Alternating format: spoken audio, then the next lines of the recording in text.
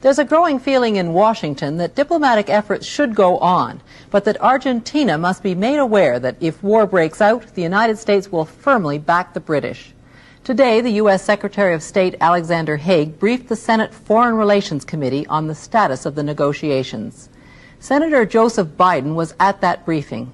He's a Democratic senator who is sponsoring a resolution in support of Great Britain. Based on your briefings with Alexander Haig, how do you right now rate the chances of a diplomatic solution?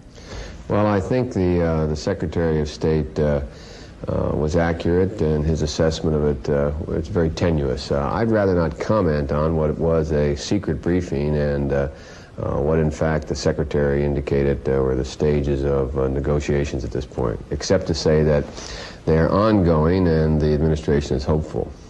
It's very pertinent what you're being told, you see, because we see the Senate trying to perhaps get more involved on the British side.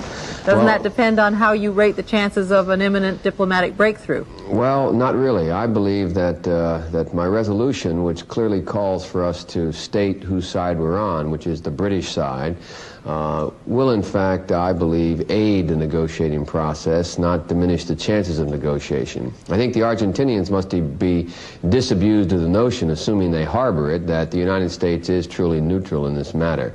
And so I have no sense that my resolution calling on the United States Congress to go on record in support of the British would be anything other than helpful.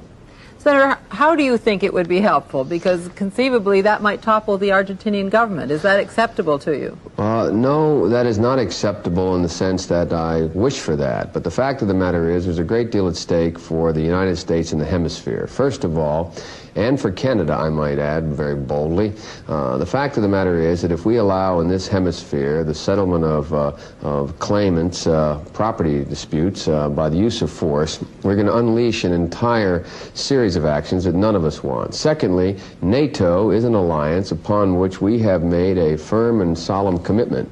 And it's clear that the Argentinians are the aggressor. It's clear the British are right. And it should be clear to the whole world where the United States stands. All right, you mentioned hemispheric interests. Let's just stick to American interests at the moment. Yes. The OAS has voted that they recognize Argentinian sovereignty. Now, don't you lose something in hemispheric relations with the proposition you've just made? There is no question that the United States is going to lose no matter what it does. The question is that we are going to lose, in my mind, we lose a great deal more by not standing on principle and not standing with our oldest and closest ally and not standing with the alliance that is most important to the United States of America.